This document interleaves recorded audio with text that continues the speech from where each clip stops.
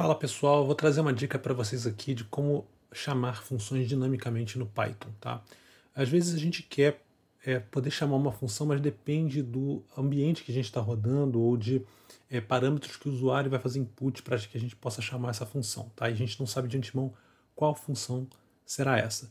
E às vezes é interessante a gente conseguir passar uma string com o nome da função para conseguir chamá-la, tá? Eu vou passar 3 métodos para vocês e vocês vão poder decidir, conforme o caso, qual é melhor para vocês usarem. Tá?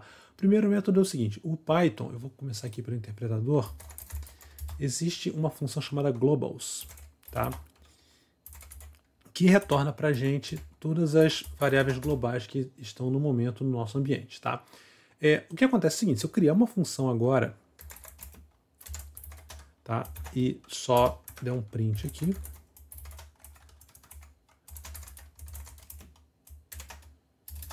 Então, definir a função. Se eu agora chamar o meu globals, a minha função f está aqui, ó, tá? Então, ela está aqui, f, e dizendo que é uma função. Eu posso chamá-la numa boa aqui.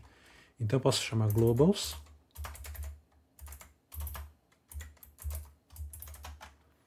chamo o f e executo. E ele vai fazer bonitinho, tá? Então, se eu conhecer a função, eu chamo direto. Do contrário, eu posso chamar via globals e posso dizer qual função eu quero. Isso é muito legal porque, por exemplo, eu posso vir aqui, vou agora usar o arquivo, deixa eu sair daqui, limpar. Posso criar um arquivo que eu tenho duas funções, tá? No caso, vamos fazer funções simples, tá?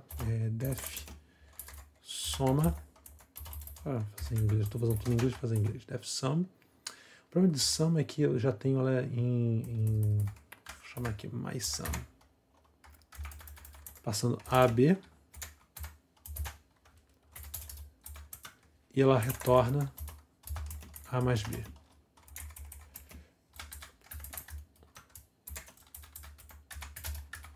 E aqui myProd, que é um produto, tá? Retorna A vezes B. E eu posso chamar dinamicamente esses caras. Então eu posso vir aqui e definir, por exemplo, na linha de comando, eu posso chamar aqui operação igual sys.argv1. Claro que eu tenho que dar um import sys aqui.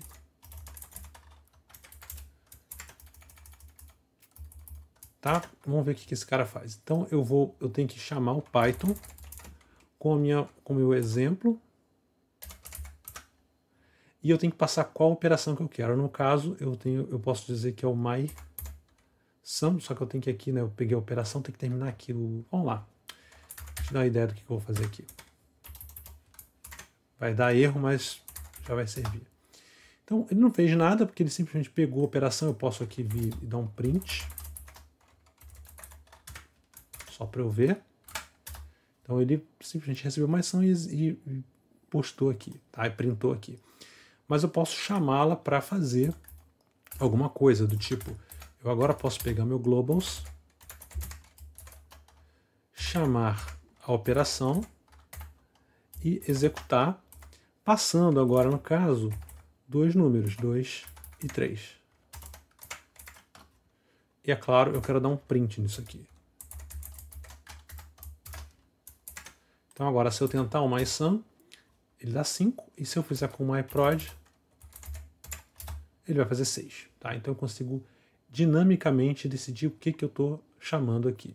Isso também é muito legal para fazer plugins. Tá? Eu posso definir funções dentro de plugins e chamar globals para definir o que eu estou oferecendo. Tá? Isso junto com algumas libs de import. Eu não vou entrar nessa seara, mas só para você saber que isso é possível. Tá?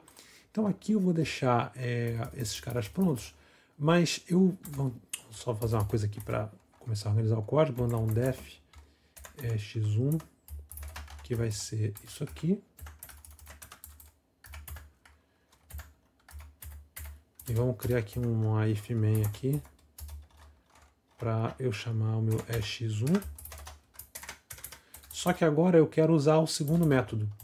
que é o seguinte, eu posso chamar a função exec. Esse método já é mais perigoso, porque a função exec, ela executa ela executa o interpretador Python com qualquer string que eu passar para ela, tá? Então, exemplo 2, exec.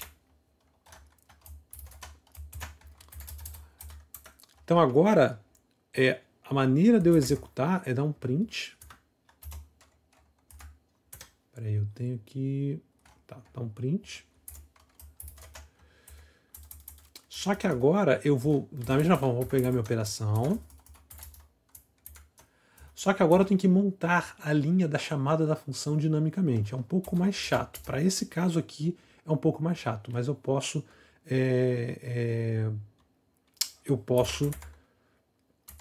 usar no caso além de ser apesar de ser um pouco mais complexo, também é mais poderoso. Então a chamada vai ser igual a... Vou usar uma f-string, agora o Python tem f-strings, então é mais simples também montar isso. Eu posso colocar aqui a minha oper. Ele vai colocar aqui a operação, e aí eu vou chamar a operação passando os parâmetros que eu quero, no caso 2 e 3. Tá? E são strings mesmo. Tá? Ele vai pegar essa string que vai, né, ser convertida em MySum ou MyProd com esses valores, e aí vai executar. E aqui eu chamo exec da minha chamada. Então, isso aqui já deveria funcionar. Então, agora só vou chamar aqui o exemplo 2 e comentar esse exemplo 1. Vamos ver se funciona. Então, o MyProd está dando none porque o exec... Porque eu tenho que dar um return, né? Aqui eu tenho que dar um... porque o print eu tenho que chamar aqui dentro também. Eu tenho que chamar o print aqui dentro. Pronto, é por causa disso. Então agora eu posso dar um exec chamado, não preciso fazer esse print. E ele faz direitinho. Então eu vou chamar de MyProd, MySum, e aqui ele faz o 5, tá? Então ele funciona direitinho. Tem um cara que é um pouco melhor que o... Então o exec ele executa, tá vendo? Ele está executando inclusive o print aqui dentro, tá? Então ele é bem poderoso e perigoso, tá? Principalmente vocês nunca devem aceitar strings que o usuário digita ou recebe pela internet para executar via exec. Senão você vai colocar uma falha de segurança no teu programa que pode ser bem grave, alguém pode explorar isso para ter acesso indevido no seu sistema, tá? Na sua máquina ou na máquina de quem você está entregando o teu produto, tá? Uma terceira maneira que é um pouco, que também é um tanto perigosa, mas que é um pouco mais segura, porque é um pouco mais limitada, é chamar eval, que é quase igual ao exec. A diferença é que exec executa qualquer código, o eval só avalia expressões, tá? E aí você vai me perguntar qual é a diferença de qualquer código, né, no caso statements, como é o print e tal, para expressões. As expressões retornam valor. Então, por exemplo, se você executa, vou dar um exemplo do eval aqui para vocês verem, tá? Eu posso dar um print num eval, inclusive o eval retorna valor. E aqui eu vou colocar a string 3 mais 4, só para ficar diferente, 3 mais 4. Então aqui eu vou colocar 3, exemplo 3 eval, vamos chamá-la aqui.